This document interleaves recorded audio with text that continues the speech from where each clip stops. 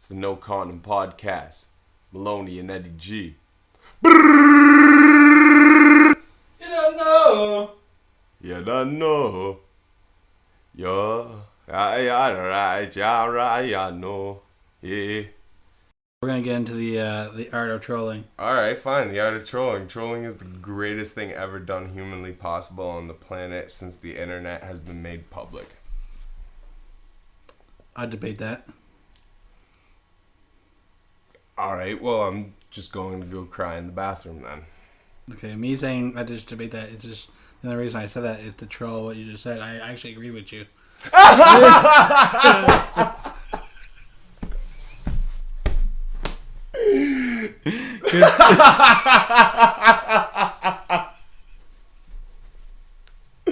It's like we're playing mental chess right now, yo. I feel like I need to go have a cigarette after that.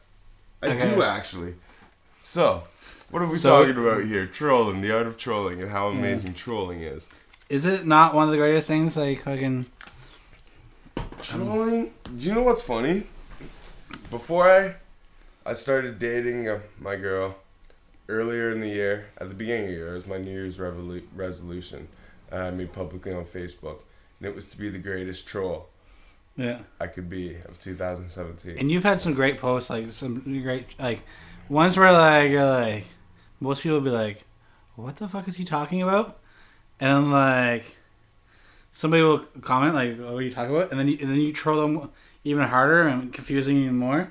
And I'm like, "Yes, yes, get him, talk to him."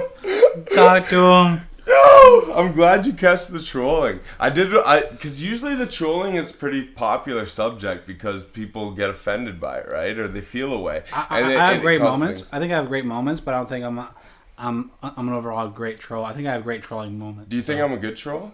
Yeah, I think you're a good troll for sure. Really? Yeah. And see, I don't even really go out of my way to be a troll. I have. That's the best ones. Do you know how much I have to hold myself back from trolling? There's internet trolling and then there's real life trolling. I think you're a great internet troll, but like I have some friends that like aren't even really on Facebook at all.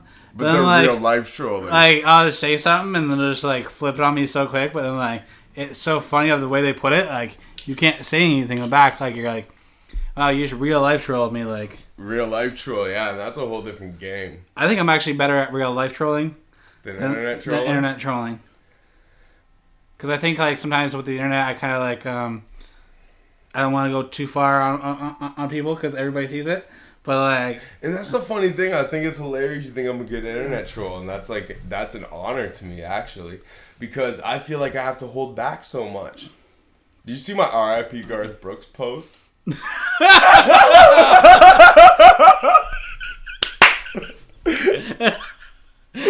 boom, boom, boom. I loved it.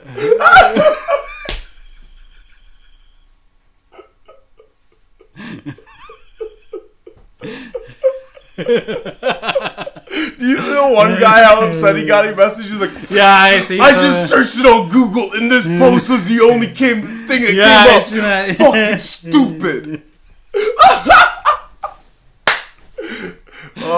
Like knowing that you spent a whole fucking minute and a half out of your day to look something up on Google, and you actually found my post on Facebook. It's like the most, like that's like the highest trolling honor you could ever give me. Yes, that's like fucking.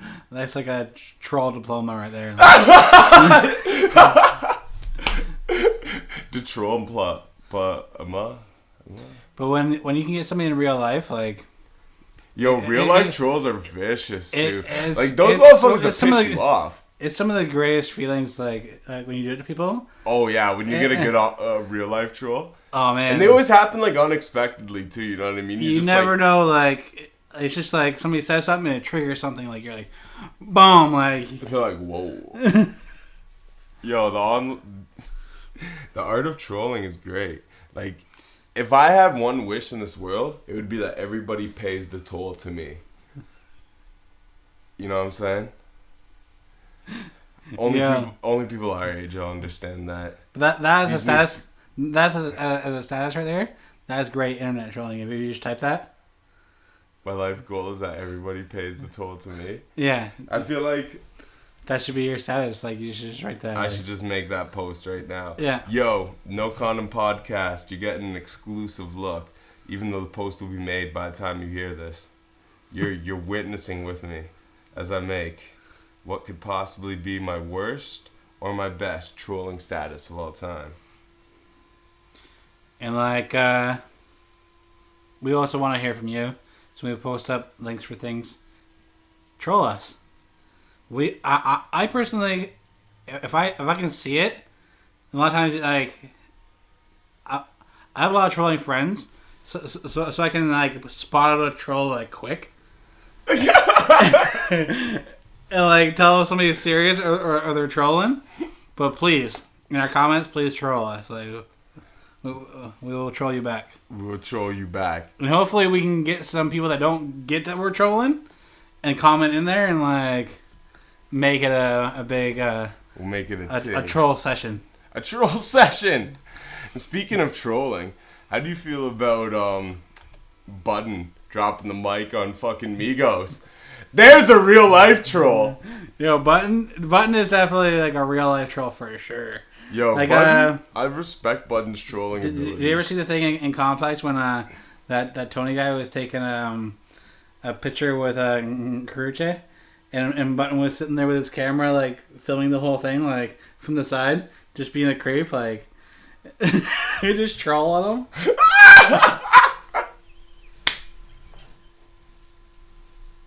Classic. Oh, Button trolls hard. Like, hard. Yeah. But, like, I love that. Like, because I think, like, if you're just going to be dicks in interviews, like, why even do the interview? Well, do you know what's funny? I seen everybody's mad people, even people I respect, like, heavy and, like, their opinions, like, sticking up for Migos in that situation. I was like, do you guys not see how the Migos are treating them that whole interview? Yeah. As somebody does, like, we both do interviews with people.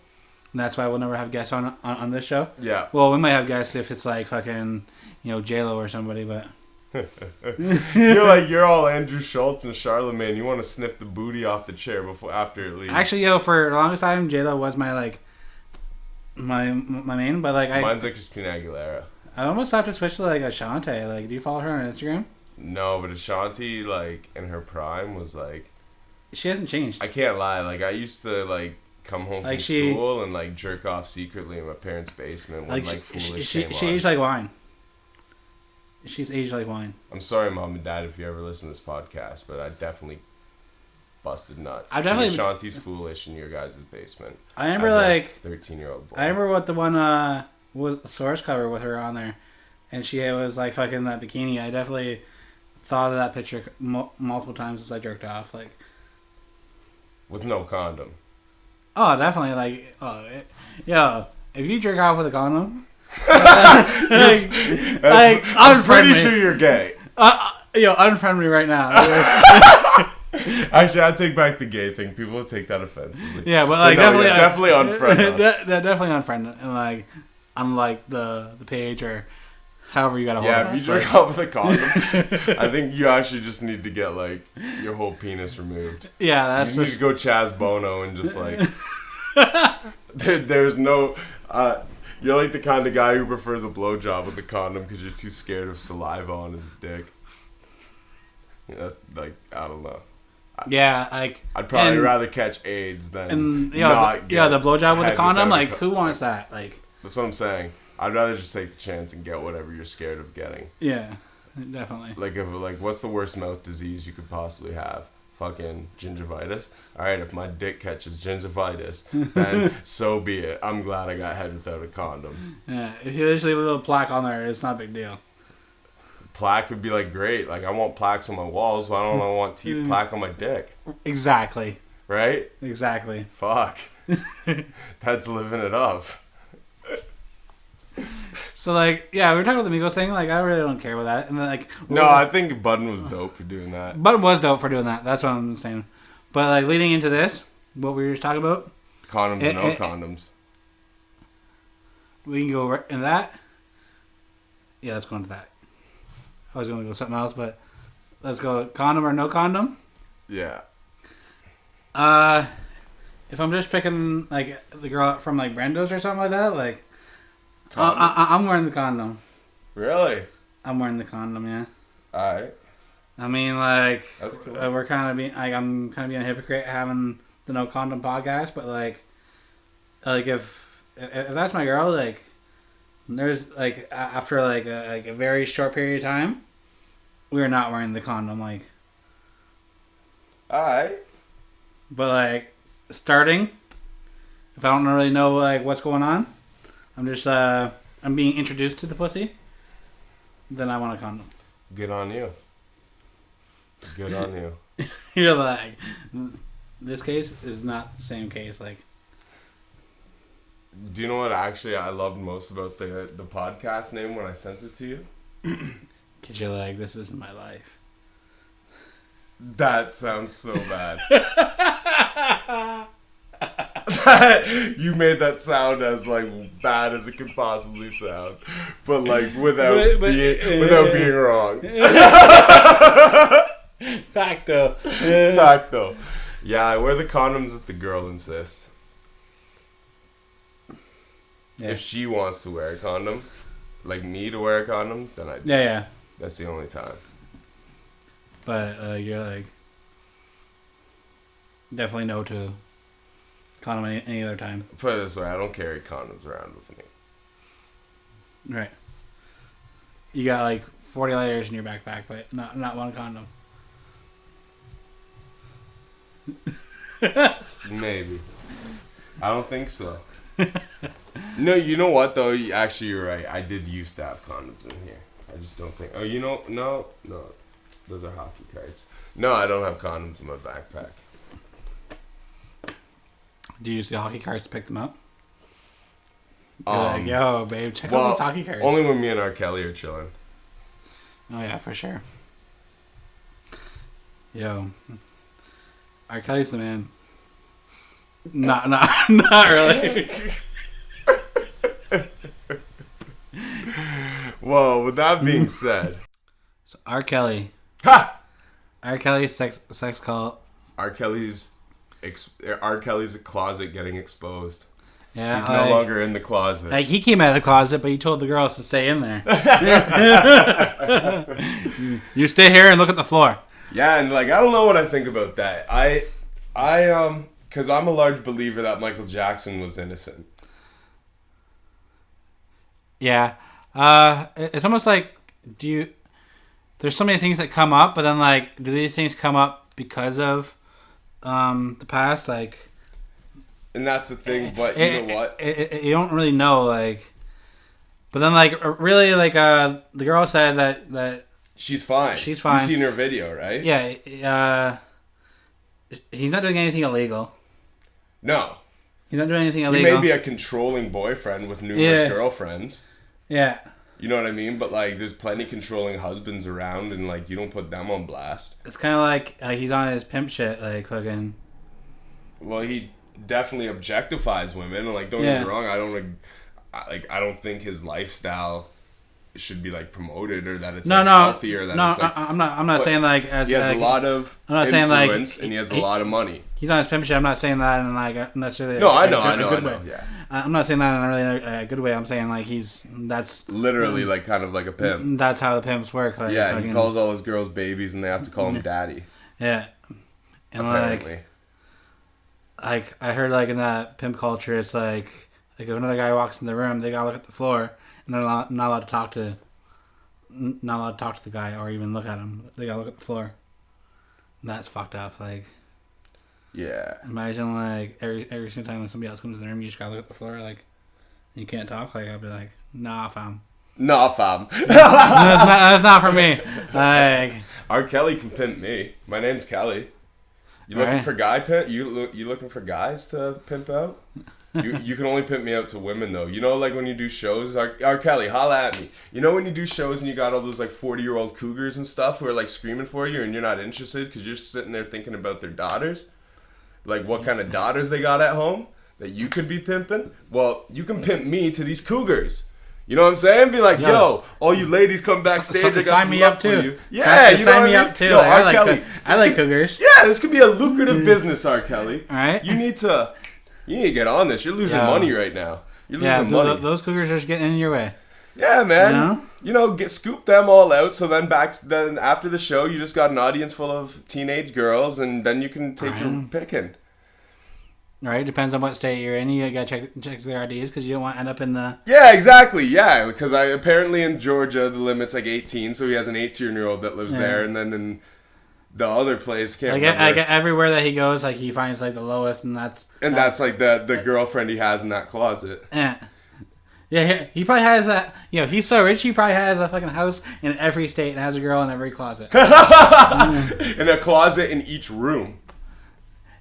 And then, like, to make sure that they stay alive, he has other girls that he pimps that just feed them food. But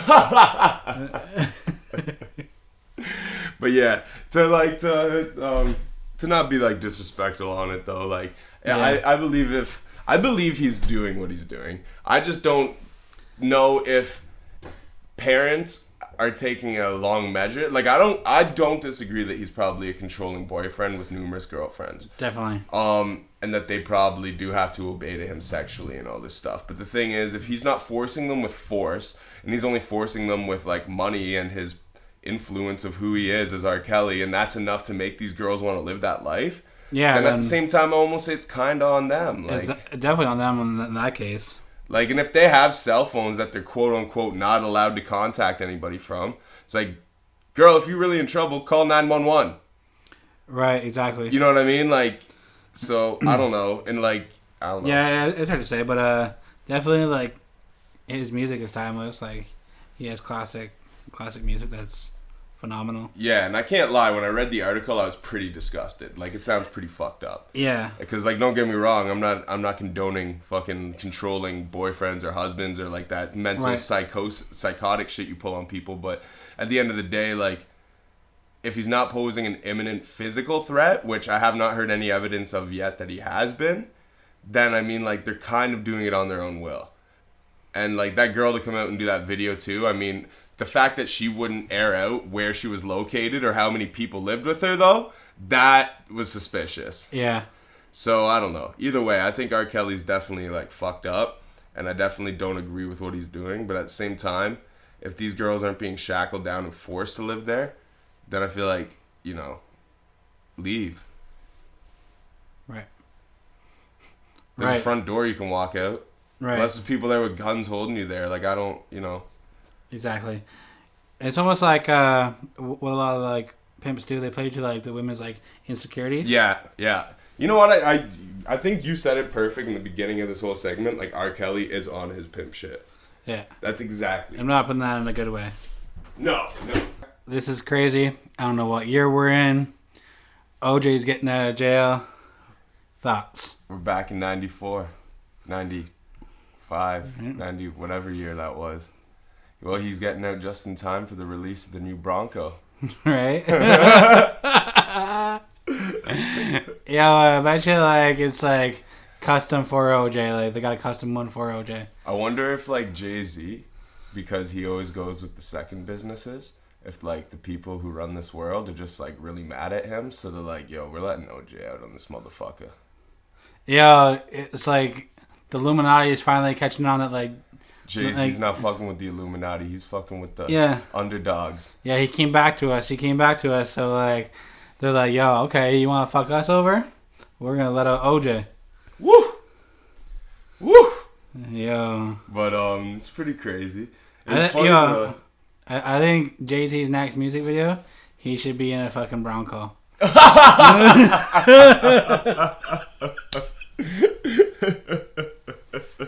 Okay. My thoughts. That's what I would do if I were. Fuck, man. Or he should have had a Bronco in the cartoon video. Yeah, that's what I was just gonna say, actually. Yeah. That would have been fire. That would have been like... That would have been fire. That's a dope song and dope video, but like the Bronco would have made it like that much more. That would have fucking... That would have made it legendary. That would have. But yeah, man, I don't know about OJ getting out. It's like... Okay. I don't know, man. Yeah. It's weird. Definitely. But what I found weirder was that article you sent me that I neglected to read on Hot 97, but it said that OJ might be getting more time due to masturbating in prison. Yeah, like it was, like sometimes when I look at articles, I look at where they're coming from, like, and like Hot 97 usually has a lot of like. Yeah, I feel like they're a true, reliable source. Yeah, so I was like, okay, like OJ got caught beating off in his cell, and they just want to keep him down. And they just want to keep him down, like. But then, like, I was really thinking about that, like, it's like, wow, like if I even get caught like in jail for put in jail for a week. Like, I can't go a week without nothing. Yeah, I'll be masturbating, and that's the night I'm in there, because I'm probably drunk when they arrest me. So, right. I just believe I'm like, damn it, I'm not fucking my girl tonight. I'm fucking my hand. I might as well rub one out, like. I'm not gay, I'm horny. Yo, I heard this classic thing today, or the other day. What's called when women masturbate? They double click the mouse. So when they see my selfies on online, they double click the mouse. I'll be doing, if I'm in jail for a night, I'll be doing the double swipe on my Tinder dick. That's for damn sure.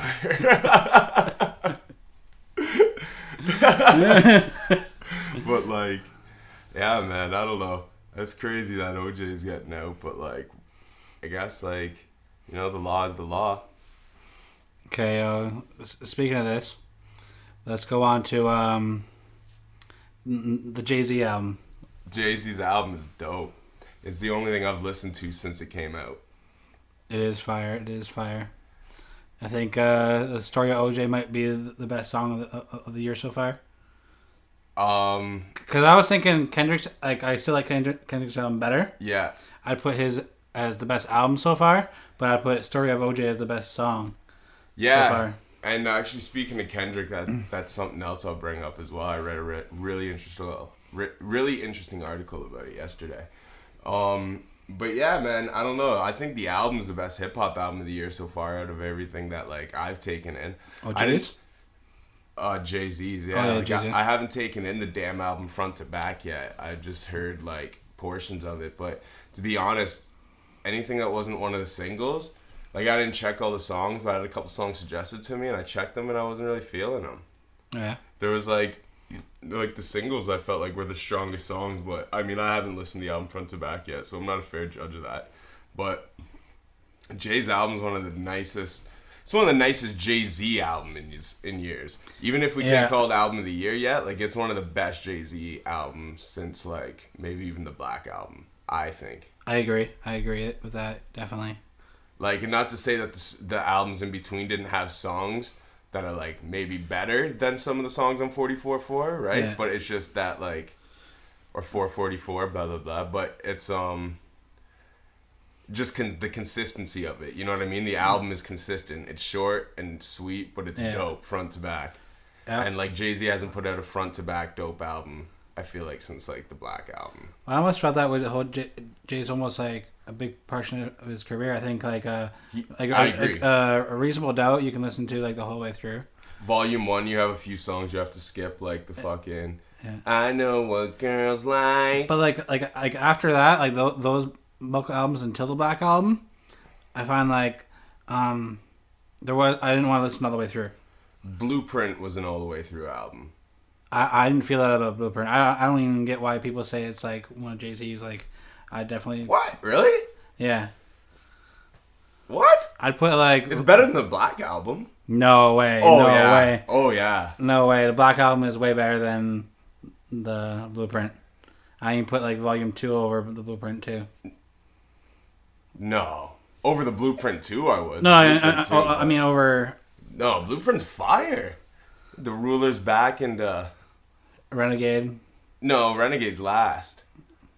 On the album, or one of the last ones. But I'm saying like that album, like that's like one of the best songs what? on that album. You're right. The Black Album might actually be a better album because it's short and sweet too. And I don't know, just overall like and the songs, but man, the Blueprint like. But I almost find like the 444 is getting back to like I found so Reasonable Doubt to me the ones that are all the way through are Reasonable Doubt, Black Album, and now 444. Yeah. Because like you can listen to it like all the way through. He just drops gems. Like you just gotta keep on listening for the gems. Like he drops them. Yeah, there's a lot of dope lines on the project actually, like a lot. But 444 is definitely my favorite song on the album.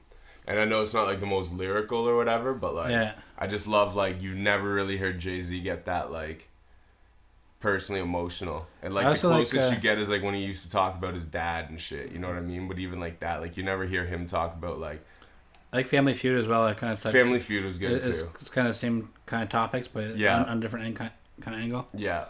I just love like the humility in 444, you know what I mean? Because Jay-Z's always been the cool guy.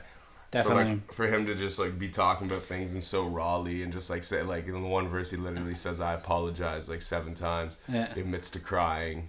Yeah. It's almost like throughout this album he's kind of like some of the things that he made cool that like maybe necessarily he doesn't think they're cool now. Yeah. He's kind of like addressing that. Yeah. He's like I made this cool but it's not cool now like. Yeah.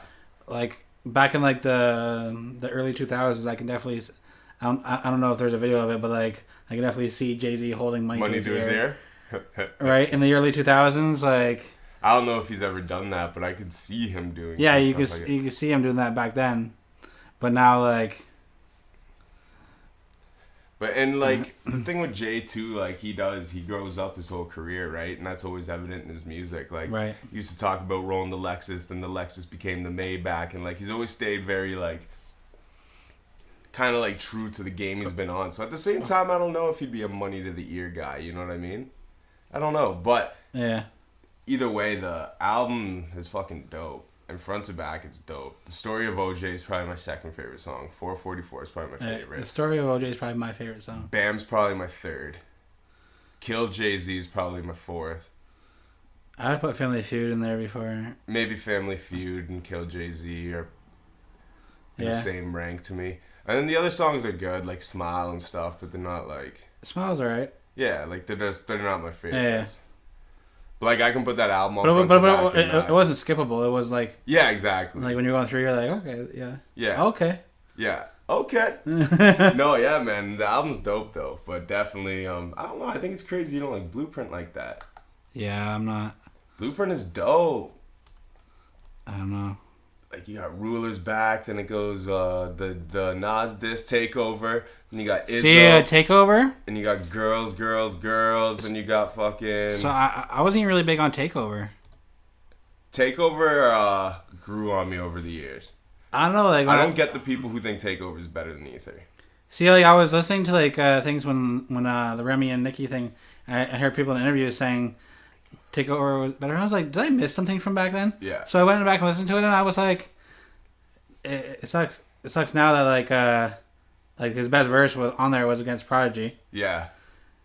And like, but rest in peace. But like, I didn't think like overall I thought his second verse was the best verse of the song, and that was the one going against Prodigy.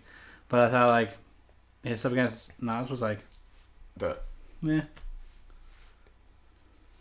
And the first verse wasn't even like, was that even really at anybody? Like the first verse, like the fame along with celebrity comes about 70 shots to your frame, cracker. You a lame. That was probably the best part of the whole song, though. How you go from nasty Nas to Esco trash, had a spark when you started, but now you just garbage. Went from top 10 to not mention at all. And your bodyguard's Uchi Wally verse was better than yours. Matter of fact, you had the worst flow on the whole fucking song. But I know the sun don't shine, that's why you lame. That's like... Careers come to the end, there's only so long fake thugs could pretend. Cracker, you ain't live it, you witnessed it out your folks' pad. Scribbled in your notepad and created your life. I showed you your first tech on tour with Large Professor. Then I heard you wreck about the tech on the dresser, so yeah. We don't want to get the whole song on here, so bro, copyright, you know. That's just, so yeah, sampled your voice. You was using it wrong. You made it a hot line. I made it a hot song. And you would get a coin. You was getting fucked in. I did my research. I don't know, publishing, man. Bro. Use your brain. It's dope, but it's not like it's not comparable to Ether. I don't think. I think Jay-Z's dopest diss to Nas was Blueprint 2. Okay. Can't y'all see that he's fake? The rap version of TD Jakes prophesizing on your CDs and tapes. You ain't break, you will crumble the little bit that you make. That whole verse, he goes crazy. But speaking of the Prodigy diss, rest in peace, Prodigy. Yeah, let's get into Prodigy, man, like rap legend, like. And it's like crazy, like a lot of times, like an artist dies, and like, you know, even if they've been an influence to me or whatever, it's like it's almost become numbing. Like the Chester Bennington. Yeah. Like you heard about that, right? Yeah. Yeah, Linkin Park's lead singer. Yeah. And like it's like that, like you know what I mean? Like I loved Linkin Park as a kid, but it didn't. Those things don't hit me like Prodigy. Like Prodigy was the soundtrack to like half my teenagehood. I remember Hell on Earth was the only album we would bump from like grade when we were doing ecstasy every day and fucking grade 10 or whatever to like, yeah, man, like that Hell on Earth album speaks for an era of my life. Just even like Shook Ones Part 2. Oh, classic. It's probably like one of the biggest songs in hip hop, like of all time. Everybody knows and likes that song. Yeah. Even people who aren't like really rap heads. But do you know what it is? It's funny you say that because I feel like that song it was a classic, as a hip hop classic always was, but it got popularized in mainstream culture 8 Mile. From 8 Mile. And it's yeah, this funny 8 thing. Mile, The very funny thing about that is the same thing happened. I realized when we were in the car on the way up to Brantford today to come do this. I threw on the Biggie CD, Ready to Die, because my girlfriend likes Biggie, right? Yeah. And Big Papa comes on, and she's singing like all the words, right? And I'm thinking about it, and she's like, every time I hear this, I think of Hardball.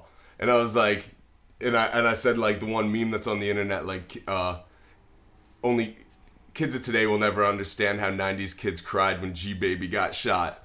You know what I mean? Do you ever watch Hardball? No. Oh my God, what, you don't know? Oh man, everybody knows Hardball. Alright, so you're not going to get what I'm saying, but in Hardball, there's a very pinnacle point about Biggie's Big Papa. Yeah. And it popularized it. You know how that's one of those songs that like everybody knows, even though you're not like, it's like a Shook Ones is, you know what I mean? Definitely. And like movies like that really like popularize those songs into like mainstream culture opposed from just hip hop. Right. But I would agree with you that like Shook Ones is one of the biggest hip hop songs of all time. Some of my favorite Mobb Deep tracks would be the Quiet Storm remix. I love that. With Lil Kim. I love the original more, to be honest. White Lines. Yeah. Because it's just 3 Prodigy verses. I always thought Prodigy was much doper than Havoc. Havoc's got flow, but Prodigy has the lyrics, man, and a unique flow. Like Havoc's got that like tight, on point flow. I was about to say, like, I don't know. There's sometimes when like maybe that's what it is. Maybe like Havoc's flow is definitely I like Havoc's flow better. Well, Prodigy's Prodigy's flow is more like all over the place, but that's what made him so dope. Yeah. But his lyrics, like Prodigy had lyrics. And a lot of people were saying like a lot of times like which is one thing I take in when I'm writing rhymes is a lot of people were saying Prodigy was big for his opening lines. Yeah. Like sometimes I like the shit he would say like first thing on his rhyme was like he'd catch you like with like some guys build it in. The saga begins. Begin war. I draw first blood, be the first to set it off. Yeah. So like he's like Prodigy is good at captivating at the beginning. I got you stuck off the realness.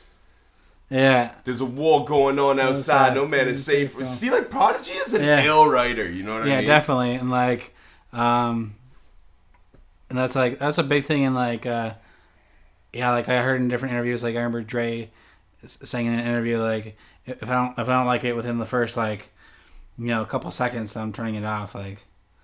And it's the same thing you should look at like when people write verses, which Prodigy always had those first lines. It was like, okay, I gotta keep on listening after you said that, Well thought. Actually, that's well put. I never even thought about that. But Prodigy did have really dope verse openings. Yeah. A lot of times they're like some of the like most like notoriety, like the most remembered lines out of some of his verses. Yeah. And it's crazy. And another thing that's funny about that too is Method Man once he said in an interview that the hardest part about writing a verse is the opening line. Yeah. And see, me as an MC, I never really think about it that much. I just kind of like go, like a lot of times I might even have a direction where I want to go with it first. And the first line I just write as an entry to where I want to go with it. I used to just start, but then like, I don't know, after like I started thinking about that opening line, I took more time on that opening line. Yeah, that's like that. That's actually a very good point. I never really thought about that because I've never looked at artists like your opening is what drew me in. But like, even like, yeah, yo, that's very well thought. But as far as Prodigy goes, man, it's a shame about. Did you see the mural? At the face twice. Yeah, like they, like what's wrong with people, man? Like, that's fucked. Yeah. That's fucked. And like to the point where they said that they weren't even gonna bother redoing it anymore. Yeah. I think they might have changed their minds now, or they might be changing locations. I heard something on that, but like changing locations, I heard. That's fucking crazy, man. Yeah. But you know what? Like I don't know. Like they said, teenagers did it in an article that I read, but like I also feel like maybe Prodigy had some beef. Yeah, like I heard a thing too. Like people pulled up and was like, "Yo, we're gonna deface it when you're done anyway." So yeah. So but from some of the things in his book too, like yeah, things weren't really set right with a lot of people with stuff. Even the thing with like Nori and like him saying that Nori like shot at them and shit. Yeah, some of the stuff in the book kind of. But yeah, Prodigy. Rest in peace. And keep it thorough. Come on. Oh yeah. Oh yeah. I'll break bread, ribs, $100 bills. Yeah, that, right? Like that beat, that Alchemist.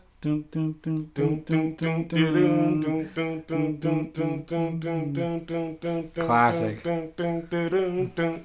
And like I seen like in his last Breakfast Club interview, he was like saying like hands down, he was like Alchemist is the best producer like ever. Like that's what he was saying like on his last Breakfast Club interview. Really? Yeah.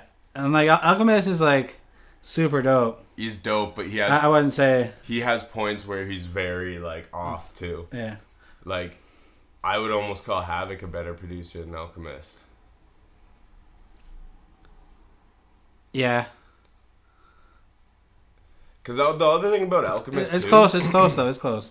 The other thing I would say about Alchemist too is like no disrespect, because I love Alchemist. Don't get me wrong. Like I'm an Alchemist fan, but a lot of beats I feel like are not sometimes the most intricate beats. Like I feel like some of his beats feel like they could have been like chopped up and done in like 10 minutes. But sometimes like the best songs aren't overproduced either. That's true too. Like and I seen them in the studio working on Hold You Down, and like seen the amount of work like. You know, obviously that went into like song. Chopping that sample up and stuff. Some of his beats are dope, like really dope. But like certain beats, like even like Keep It Thorough, like it literally ding ding ding ding. But it's so dope, right? You know what I mean? It's so dope. But it's just So I don't know. But I think Alchemist is dope as shit. Like I love Alchemist. It's a craze. It's one of my favorite like beats of all time. Okay, yeah. But let's go on to huge. This is gonna be huge in like hip hop future. I think when Assad starts producing songs for Blue Ivy, it's over. Like that's gonna be the biggest thing in the world. Do you think that they're gonna be doing the XXL men? Definitely. XL freshman cover. XXL, like you've seen the Photoshop ones. I've seen the Photoshop ones of both of them. They need to mix that cover up. So like it'd be like 4 Assads and 4 like Blue Ivies, like, and maybe even like Puffy's son. Yeah, 'cause Puffy's son's putting out records now, right? And he just can't stop. He just won't stop. Can't stop, won't stop. And as we proceed to give you Puffy seed, 9-5. I mean, 017 motherfuckers. He has like charisma of his dad though. I think like he sounds like Puffy. Yeah. He has like kind of like that the entertainment kind of like side of it. I've seen an interview with him and then his Puffy's other son, and his other son was like basically saying like, yeah, I'm the business guy, and like he has the business side from Puffy, and like it seems like the one that's rapping is he definitely got the entertainment side from his dad. Big Puff. Yeah, definitely. I can definitely see that. Pop. But like Assad. Like, Dr. Dre, watch out. Yo, well, Assad, he's the best. Right? They don't want you to know he's the best. Right? Like, he's blessed. He got like. And he's grateful. He got like a. He's got the major keys. And they don't want you to have the keys to success. He got a song with. But we the best! He got a song with Beyonce and Jay-Z, like. Assad? Yeah. Really? It's on Khaled's album. I don't listen to the whole album. Because Assad is the executive producer. You know this, right? Well, yeah, because it just leaves a royalty check to his son his whole life. But, like, he actually, like, executive produced it. No, he didn't. Yeah, he did. You didn't hear fucking what Khaled said about it? He said every track he played it for him. And, like, it was based off his reactions and shit like that. If, like, you know, like, if he really got into it, like, jumping around, he was like, yo, like, this is a big one. No. Yeah. So, like, Assad is going to be, like, you know, watching all producers, like, you know, he'll battle anybody. Like, I bet you, like, by the time he's 5, he'll be battling people on, like, Summer Jam and shit like that on stage. And then, like, Blue Ivy's going to come out and sing to his beats and shit like that. Or rap. Yo, her flow is dope, eh? Like, she'll be the best and he'll be the best. Right? Like, I can see that. They don't want them to be the best. Exactly. They don't want, like, fucking... they don't want fucking... Yo, they'll have the keys. And, like, did you hear the Blue Ivy freestyle? I can imagine it was only nothing but mumble rap. But she's the best mumble rapper out here for sure. Like, flow-wise, like, she killed every other mumble rapper. Like, she is the queen. Like, you know, like, fucking... all these other chicks trying to be, like, the queen of rap. Like, well, if she decides to turn out anything like Beyonce did, then I'm going to be like R. Kelly, and as soon as she's, like, 18 in the state that she's in, or if it's 19, or... Alright, you're just waiting, eh? Yeah, I'm be in the closet. Wow, no. But you didn't hear it, though, eh? She has flow. This is not a joke? This is not a joke. Shut up. She has flow. Next topic. Yeah, There's no Blue Ivy freestyle. Dog, should we pause this and then come back to it and restart the... No! And play it for you? Quit like, trolling me, man. I'm not trolling you. You're trolling me. Didn't you hear about the 3 extra songs that came out, like, on Tidal when he decided to put it on the other platforms? He put out 3 extra songs that were exclusively on Tidal. And they were all just Blue Ivy humming? No, one of them was Blue Ivy, though. It's a Blue Ivy freestyle. And she was, like, rapping, like... No. And she said she never seen a ceiling. She never seen a ceiling, bro. Like, that's how you know, like, her limit is fucking huge. Because there is no ceilings. She don't see ceilings. Bro, stop this! You have to stop trolling me like this, man. This is fucking hard. People are gonna listen to this and be like, he really didn't know about that freestyle? Like... And, like, when you go back later on and you listen to it, and you're like, oh shit, AG wasn't even trolling me. This is not trolling. Alright, I'm actually pulling the phone out. Yeah, and, like, Blue Ivy's fire. But I don't think she's going to reach her full potential until Assad starts producing for her. You know? Type in Blue Ivy freestyle. Mm-hmm. What the fuck? So Blue Ivy actually freestyled. Yeah, so we're back. He's heard. He's heard the fire. Boom, boom, boom, boom. Yeah. Wow. Alright, man. Wow. Let's talk about rappers paying to get on shows. Well, you know, it depends what angle you come from. So, like, I agree with it. I disagree with it to a large degree because I'm a rapper and it's annoying. Right. But at the same time, I kind of understand it. It's like, now that also goes with what the problem of it is too. But to me, it's like, if you're confident, like, you can bring people out to a show, then you should have no problem selling tickets. I get the ideology. The thing is, people are fickle. A lot of times people don't even know what they want to do till the night of. You know what I mean? Exactly. So, like, selling tickets a lot of times can be very difficult. And the other thing is, too, like, for people like us, like, who are hip-hop artists and love hip-hop, to get the opportunity to open for somebody, like, I won't say a name, but like an underground legend is dope for us. But the mass majority of the people we know don't even know who that person is. Right. You know what I mean? Like, not only the people who follow us because of our music. And I almost find like that's like the promoter's fault of like not building hype around like, because in a whole city, a lot of these artists are probably like enough known. Yeah. But the word doesn't get out there. The word doesn't get enough. I don't know. Because they rely on the artist to do it. And that's where I disagree with the process. And a promoter will just say, okay, I booked the artist. I'm paying him. Now, I'm going to rely on the rest of the artists on the bill to cover my expenses. And then just hope the show turns out well. Yeah. I mean, that's just being lazy promoters, and over the years they just keep on getting lazier and lazier and lazier. And more people keep adopting that concept. And that concept just keeps on getting worse. And I find like a promoter should the people opening for those underground legends should be the biggest guys in the city that just draw, like, when like if you're a promoter and you've been doing shows for a while and you see and watch the local guys, see who's coming up, has people come up to the front of the crowd, see who's really popping in the city, and then put that person as the opener for the underground. Which I agree with that mentality completely, except for the fact that sometimes I don't even feel like you should pick the most popular people locally, because like you don't want to see like a trap rapper open for like the demigods, right? But you have to pick quality control, like music that suits that, yes. Yeah, exactly. But at the same time, I feel like as a promoter, you should really have your eyes open on the local talent as well, and maybe who aren't getting the opportunities they deserve, and give them that opportunity.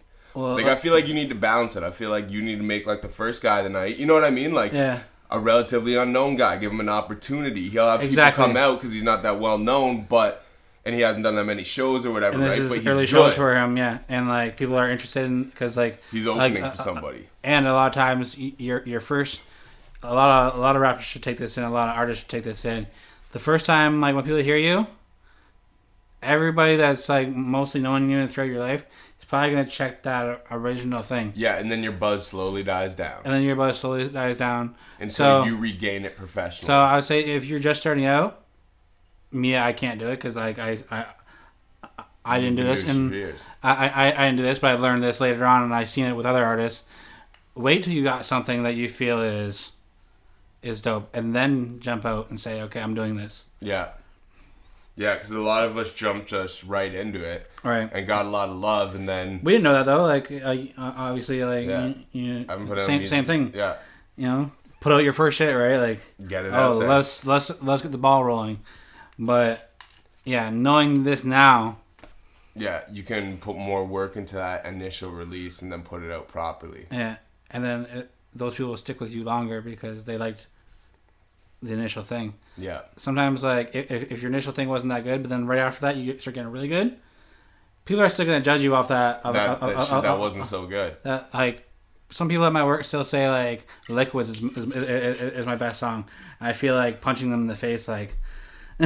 It's like you haven't checked anything else. Yeah, I'm like, you keep on judging me on this song. Like, it's like, really? Like, I've done way much. It's like much. people I went to high school with. They all tell me that their favorite song of mine is like "Dirty Laundry" or like or one of the Massacre verses, the freestyle with Juicy and Donald. Yeah, and it's like you just clearly have not followed up and listened to anything else I've ever done. You know what I mean? Like, exactly. Or you like peeped like one random song once like 3 years later and was like, yeah, I like that other song more. Exactly. And it's like, because like it's almost like times of people's lives though. It is too. That's the thing with music. Definitely. Like people go back and listen to Liquids and remember a time of their life when they first like heard that, when they were doing something different. And it's like people who I went to high school with and remember going back and watching the Massacres and stuff. It brings it back to a time. Even like classic albums like the Chronic 2001. It brings you back. It came out in 99. That was high school for me. Like, yeah. That was fucking mid-grade school for me. That was high school for me. So like that's synonymous with like my high school years. Like that album. Like, and it's funny you say that because I have a very early memory with that album. I remember one of the nerdiest kids in my grade school I used to hang out with Because when I was in grade school, I had really low self-esteem at a certain point. So, like, I would just, like, almost seek out the other people who had low self-esteem and hang out with them, right? And so either way, one of the nerdiest kids that went to my grade school, I remember hanging out with him one day. We were hanging out. You know when you used to hang out on green electrical boxes on front yards? Right. Yeah. We were hanging out on the green electrical box on his neighbor's front yard, and his dad came home. Once again, like, a nerdy-looking guy, like, you know what I mean? And he pulls up bumping Still Dre. And I'm like, your dad listens to rap? He's like, yeah, but he's not supposed to listen to it when we're around. My mom gets mad at him. And I was like, what? And like, I just remember, I just thought that was so cool. Like seeing like a 36 or 40-year-old guy who I thought was a nerd driving, listening to the shit I liked. You know what I mean? Which like, to like rap when we were that young was like, you were an oddball out kind of. You know what I mean? Okay, so I almost forgot what topic we were on. We're rappers paying to get on shows. Yeah. I don't agree with it. Promoters, you need to step your game up more. And pay attention to like the scene. Like if you're gonna be a promoter, look at everything that's going on and see like everything and learn from that and make your show better and make your promotion better. Yeah, well, I agree. Like, a promotions team should really focus on, like, and that's why I like SKM Promotions, who did Slain and Apathy and stuff. Yeah. Shout out to them and Shane Miracle. But that's why I like them, because, like, you go out places and you see their posters up. And I'm not just talking about street polls. Like, I'm talking about they go to public businesses around and they get their posters up. Like, you walk by a pizza shop, you see the poster for the upcoming fucking Slain show. You go out to the res, to a smoke shop, you see it. Like, you know what I mean? Like, they promote that shit well and in a vast vicinity. Right. The only other thing I would say they would need to do is, like, and I'm not sure because I don't live in Brantford anymore, but, like, get their stuff in the newspapers. And just make that connection, because you guys are already good enough at going out and making your connections. You know what I mean? That's one thing, like, I don't like asking shit from people, right? Like, I don't like going in place and asking stuff. Even if it's, like, something they'd be glad to do, you know what I mean? Like, I don't really mind. I'm not a person that likes to ask for things. So I just, like, it's hard for my type of personality type. But when you're that kind of personality type and you're already good at it, you know what I mean? Like, there's no limit you can't cross. Shout out to SKM Productions. I really like their model and the way they do things. But yeah, I agree with you as well. I don't agree with the pay-to-play thing, and I think it's lazy promoters. But at the same time, I agree with it in certain instances. Like, when I did the yacht cruise, every artist had to sell 15 tickets. You know what I mean? And I didn't even sell them all, so I ate some money. But because contractually we had to pay our money by a week before the date, right? So I actually ate some money. And but the thing was, it was a great opportunity. It was a great thing. And it's not like you're not paying some artist to come out and draw that's supposed to draw themselves. You know what I mean? And having local guys cover the cost. These promoters literally rent out a yacht, and the only people coming to this yacht are people who are going to come watch these people performing on it. You know what I mean? Yeah. And then aside from that, like, Shaw Claire was on the yacht, Organic from KOTD, Sharon was there. Like, there were, like, a lot of, like, the Real Wolf guys who I'm buddies with. So, like, I don't see them as a big deal because I'm cool with those guys, right? Shout out Tom. But, like, and there's just, like, there's a lot of people who are important in the scene present on that boat. Right. My boss, Chris Jackson, Chris Got Rocks, was there. He's an important person in the scene. Once again, that's, like, to me, is not a big deal as far as, like, him being there, because that's just, like, my homie. But, like, it was a big deal for me for him to be there to see me perform. Yeah. You know what I mean? And I didn't bring him. So, like, it's just shit like that. So, like, that kind of an event is a good look for an artist. And even if you eat the cost of some tickets, it's worth the money that you... Yeah, I see that. Put in. But I agree with you pretty much. Like, as far as the, like, bringing artists in who should draw their own crowds, I think it's lazy promoting. Yeah. Let's switch it up. Let's go to Well, what's your favorite cartoon? I would say between Archer and Boondocks. Really? Yeah. Those two, like, to me, like... Do you know what? I can't be a fair judge because I never watched either. Okay. I've seen a couple episodes of Boondocks, maybe. Never seen Archer, though? No, never. I think Archer's better than Boondocks. Everybody tells me, like, Archer is fire. But you know what? I'm South Park, man. See, I'm not big on South Park. I like the Kanye fucking... No. Not a gay fish. It's because you never You never caught. It's like certain artist music. You just got real serious. Like you don't understand. Like his whole body language changed right there. He's like, well, you don't really fuck with South Park, and then like, I could tell he got really offended. So, so go on. Now I can't follow that up now. What is it about South Park that I'm missing? Okay, honestly, it's like a good artist music. It's like, you know how sometimes there's artists and you hear like 5 songs by them, and people kind of bigging them up. You're like, I don't get it, and then you hear that one song, you're like, I get it now, and it makes you go back and check all the other shit, and it makes you get it all, because you know on what wavelength to appreciate it as. Right, yeah. That's what South Park is. That's what you've just seen the dumbest episodes or whatever, and it just seems like the stupidest show. But like, you need to catch that one that really like tingles, like, because it's like almost like a metaphorical hilarious, but with a lot of stupid humor layering over top of it. You know what I mean? So it's like, and it's just so funny. It's like intellectually humorous once you catch the wavelength to catch it on, but on the surface value of it, it's just like randomly and poo-poo pee-pee humory hilarious as well. You know what I mean? And then when like you catch it on the intellectual wavelength on what to watch South Park on, then the poo-poo pee-pee humor becomes more hilarious. You know what I mean? It becomes less a fucking Beavis and Butthead show and becomes like this very intricate piece of art. Okay. Like South Park is art. Because my favorite episode that I've seen will be the Kanye. No, see, and what you need to do is you almost need to like go back, but you know the Kanye one?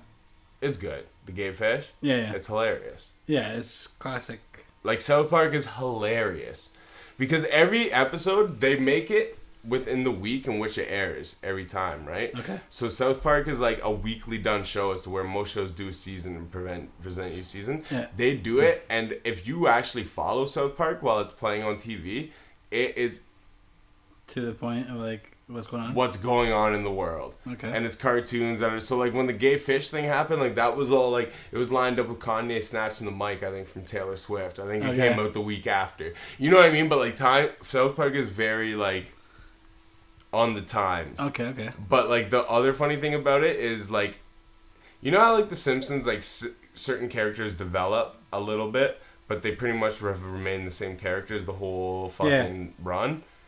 In South Park, even though everybody stays the same age, characters develop. Like Randy, who is I think Stan's dad. Okay, yeah. He has become like the funniest character. Like South Park is just like it's as like dumb as it is.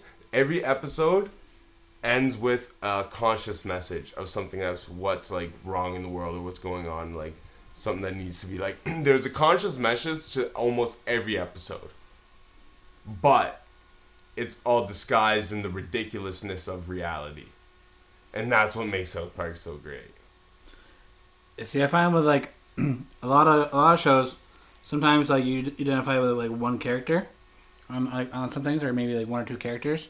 But I find on Archer, anybody on there can like make me fucking die laughing like on like any moment in the show. Like I've heard that show is nothing but hilarious, so I do need to check it. Yeah, it's like you don't know where like it's gonna come from. Like every character, like sometimes like in like The Simpsons, like sometimes like Marge isn't that funny. You know? But, like, you know, like, if Marge is saying something, you're like, okay. But, then, like, in Archer, it's like, there's no character that's not funny. Yeah, I gotta check Archer still. Yeah, Archer's definitely. And, you weren't big on Boondocks? I just never really watched it, to be honest. Like, I've heard it's nothing but amazing. So I do need to, like, and as a hip-hop head, I know I should have checked it. Like, Lord Jamar was on Boondocks, wasn't he? Yeah. Lord Jamar's the dude. Sway was on, yeah, like, I know I need to check it. It's just, I never really had access to it. Your favorite DJ, Vlad? Vlad was on there?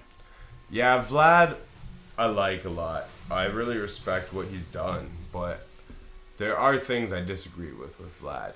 Like, there's some other journalists I have that I really like, where, like, there's not, like, Lord Jamar even, he's not a journalist, but he's just a person who speaks a lot. Yeah. And, like, I disagree with Vlad more than I do Lord Jamar.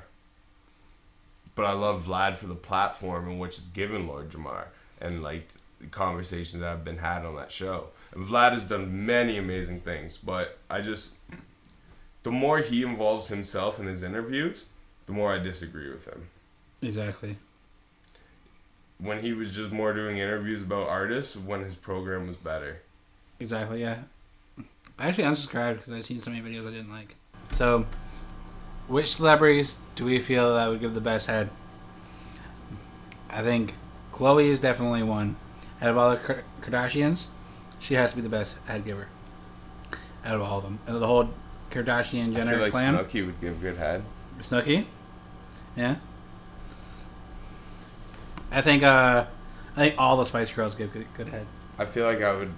Which Spice Girl do you think I'd most want to get head from would be Christina Aguilera. Definitely. Do you think? I think all the Spice Girls would probably give good head. No, not Posh. Posh would be the only one. Yeah. Yeah. All the other ones. But yeah, Posh. I bet you Posh has good pussy though. Oh yeah. Oh. That's yeah. why she's like David Beckham's like he's not letting that go. I mean, until she meets me, but I feel like Emma would give good head. She's like one of those girls that you would like not expect to give you. Who is she? Which Spice was she? Emma? She was Ginger. No, Emma's not Ginger. Was she Baby? Yeah, she was Baby. Emma was the blonde one? Yeah. Okay, yeah. I feel she was low Baby. key would give like good head. For sure. Like one of those girls who low key give you like really good head. I think. I think this girl will give me like good head. I think. The redhead. Ginger probably gives the best. Ginger probably gives the best for sure. Or Scary. I'd say. Scary's freaky. She probably has a crazy head game. I don't know. Ginger just seems more like involved with the mushroom. Yeah, like she plays with the balls too. Like what else she's doing? I can see that. Yeah, she's definitely like, and that's the key. Like ladies, like take notes. Playing with the balls is key. Playing with the balls is good. I like it when they like the balls. Right, and put their one of the balls right in their mouth, like, and they just kind of hum on it. Yeah, or I like when. You know what's awesome? We're just gonna talk about how we like getting our dick sucks. You know what's awesome? It's like when it's really a sloppy one, and the saliva just kind of like drips down and gets right in your ass crack at the same time. Woo! I don't know about the ass crack lube, but I definitely like when I can feel that dribbling down my balls. I'm like, you're putting in effort. Definitely. And when I take it, I like the deep throat too. I like to hear the little. It's like, all right. Yo, Buffy the Vampire Slayer, the girl that was I used to have a huge crush on Neve Campbell. What's that? From Scream? Oh yeah, from Scream, yeah. Yeah, definitely. I feel like she'd probably like not give that good a head. No, I think like the ultimate like what about hot girls. What about Whoopi Goldberg? Yeah, Whoopi Goldberg, like holy fuck, like her probably like dreads come like fucking around and like fucking her dreads probably like come alive and play with your balls while she's sucking like. Does she still have dreads? What? Does she still have dreads, or are we talking like 90s Whoopi? I think she still has them, doesn't she? But like, yeah, Whoopi would give a fucking amazing head. So you think like she would just kind of like become like a rainforest and like jungle that like the jungle from the forest from the Evil Dead, which like the roots just come like I think like wrap around you, like. I think like she would feel like her dreadlocks would just like sexually wrap around your penis while she was sucking. I feel like she purposely wouldn't eat beforehand, just like when she gags on it, like nothing comes up, so like she just keep on gagging on it. Well, God bless the dead. I feel like Anna Nicole Smith probably would. Definitely. Oh, she definitely like fucking Pamela Anderson. It gives the worst head. You think so? You can see it on video. Oh yeah. Her blowjobs suck. She didn't even take a nut on the face. Or in the mouth. Right. What kind of head is that? Exactly. Yeah. Head's about the end game. It is about the end game. It's like, if you're giving me head, I'm not like... And like... when unless you got coke dick or something? Like, I don't like pulling out and like nutting on the face. I'd rather just like her just keep sucking while I'm shooting the cum in the back of her throat. Like, I don't want to pull out and shoot on your face. Like, I'd rather shoot in the back of your throat. It just feels better when it's coming out. If she's still sucking and you're nutting. Well, if she's swallowing, like, yeah, that's like the best. But next best is. Why isn't she swallowing?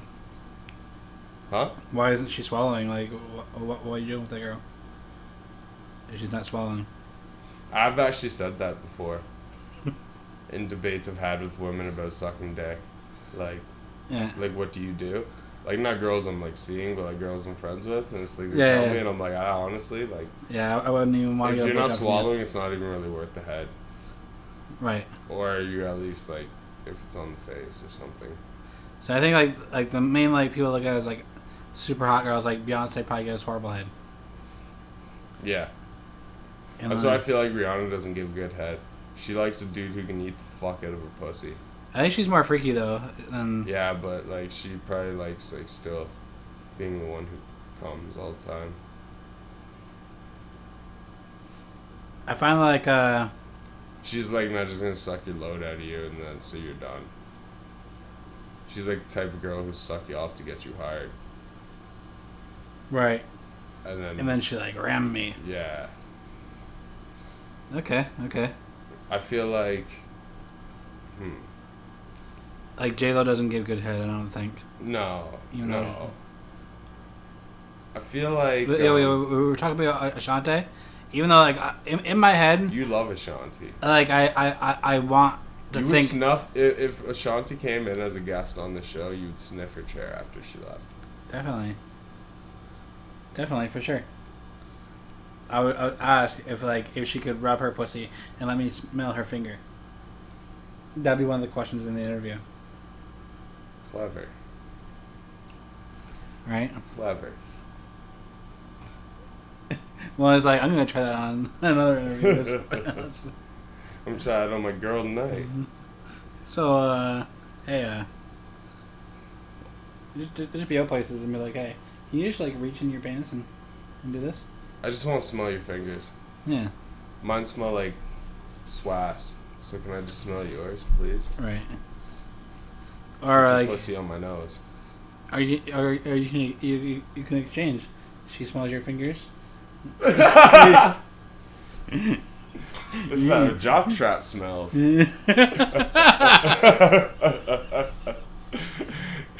Trade some salmon for some fucking jockstrap. Fucking great trade off.